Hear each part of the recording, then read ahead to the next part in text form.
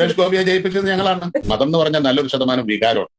അപ്പൊ ഇസ്രായേൽ എന്ന് കേൾക്കുമ്പോഴേ അതൊരു വലിയ കാര്യമാണ്. പിന്നെ എപ്പോഴും അധികാരവർഗത്തോട് ചേർന്ന് നിന്ന് കഥയെ ക്രിസ്ത്യാനിക്കുള്ളൂ.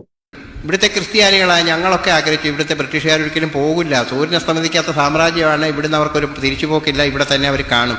ആ രീതിയിൽ ഞങ്ങൾ ബ്രിട്ടീഷുകാർക്ക് സപ്പോർട്ട് ചെയ്തു.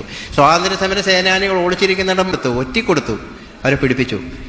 ഇത് കഴിഞ്ഞ് ഈ പ്രതിഭാസത്തിനൊക്കെ ശേഷം എങ്ങനെയോ സ്വാതന്ത്ര്യം കിട്ടിക്കഴിഞ്ഞപ്പോഴേക്കും ഞങ്ങളുടെ കത്തോലിക്ക നേതാക്കന്മാരെല്ലാവരും പണം കൊടുത്ത് KPCCയിൽ മെമ്പർമാരായി. അന്നത്തെ ഈ ഒറ്റിക്കൊടുത്തവന്മാരൊക്കെ KPCCയിൽ തലപ്പത്ത് വന്നു. അവരിവിടുത്തെ മന്ത്രിമാരെയും മന്ത്രിസഭയും നിയന്ത്രിക്കാൻ തുടങ്ങി. പട്ടത്തിനൊക്കെ ഒരുപാട് തലവേദന കൊടുത്തവർ. അതും അന്നത്തെ ബുദ്ധിയായിരുന്നു. ആ രീതിയിൽ അവസരത്തിനൊത്ത് കാര്യങ്ങൾ നീക്കാൻ അത് ഇന്നും ഇന്നലെ തുടങ്ങിയതല്ല. പിന്നെ ഏറ്റവും നല്ല അവസരവാദികളും ഞങ്ങളുടെ മെത്രാന്മാരാണ്. ഈ മോഡി അധികാരത്തിലേറിയതിൻ്റെ ആദ്യത്തെ മാസം തന്നെ സന്ദർശിക്കാൻ പോയത് ക്ലീമീസ് എന്ന് പറഞ്ഞ കാർഡിനൽ ആയ തിരുവനന്തപുരംകാരൻ കാർഡിനലാണ് പറഞ്ഞു. അപ്പം മോഡി വന്ന ഏറ്റവും കൂടുതൽ പ്രാവശ്യം ആദ്യം ഓടിയെത്തുന്നത് ഞങ്ങളുടെ കർദിനാളന്മാരാ. എറണാകുളത്ത് നെടുമ്പാശ്ശേരിയിലൊക്കെ വന്ന് അവർ സ്വീകരിക്കും. കാരണം ഇവർക്ക് അവസരത്തിനൊത്ത് കാര്യങ്ങൾ നീക്കാനുള്ള നല്ല സാമർഥ്യമുണ്ട്. പണ്ട് ഇവിടെ കുറേ പഴയ ചരിത്രത്തിലേക്ക് പോയാലും അറിയാം, സ്വാതന്ത്ര്യ സമരം നടന്നു. ഇവിടുത്തെ ഈ പറഞ്ഞ സ്റ്റേറ്റ് കോൺഗ്രസ് CP-യുടെ കാലത്ത്, നിങ്ങൾക്ക് പാലപ്പുഴക്കാർക്കൊക്കെ അറിയാം, പുന്നപ്പുറയൊക്കെ നടന്നു അറിയാം. നമുക്ക് സമരം നടന്നു, ജയിലറിക്കുള്ളിൽ താമസിക്കുന്നു, ഒക്കെ കഴിയുന്നു.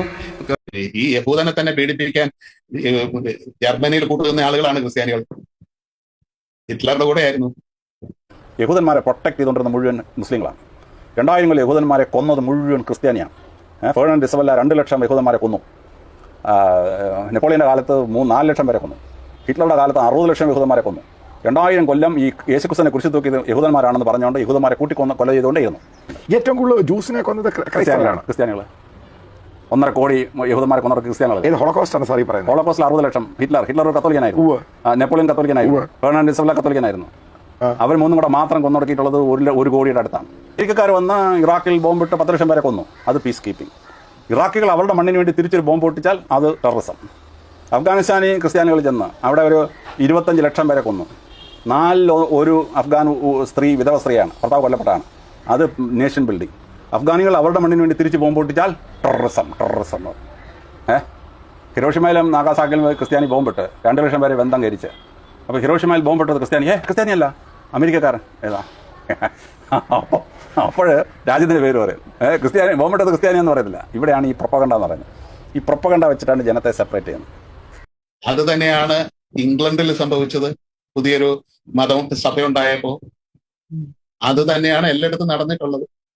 അപ്പോൾ സ്വാഭാവികമായിട്ടും അധികാരത്തോട് ചേർന്ന് നിന്ന് അതിപ്പോ ഈ ഭാരതത്തിൽ ഇപ്പൊ നടക്കുന്നത് അത് തന്നെയാണല്ലോ. സുരേഷ് ഗോപിയെ ജയിപ്പിച്ചത് ഞങ്ങളാണ്. എപ്പോഴും അധികാരവർഗത്തോട് ചേർന്ന് നിന്ന് കഥയെ ക്രിസ്ത്യാനിക്കുള്ളൂ. ചോദിക്കാൻ വരികയായിരുന്നു, ഇപ്പൊ കേരളത്തിലെയും ഇന്ത്യയിലെയും കാര്യം എടുത്താലും ആരുടെ കൂടി അവർ നിൽക്കുന്ന സുരേഷ് ഗോപിയെ ജയിപ്പിച്ചത് ഞങ്ങളാണ്. എന്തൊരു അഭിമാനം. ശരിക്കും സുരേഷ് ഗോപി ജയിച്ചത് എങ്ങനെയാ?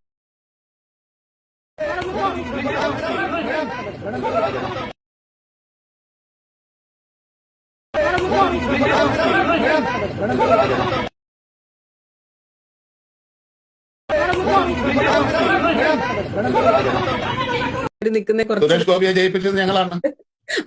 എന്തൊരു അഭിമാനം.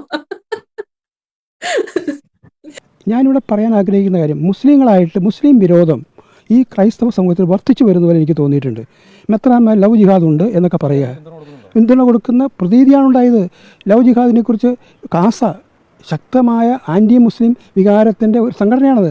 ആ സംഘടന പറയുന്നത് തന്നെ മെത്രാന്മാരും പറയുക. PC ജോർജ് പറയുന്നത് മെത്രാന്മാർ പറയണോ? PC ജോർജിന് ലക്ഷ്യങ്ങളുണ്ടാകാം.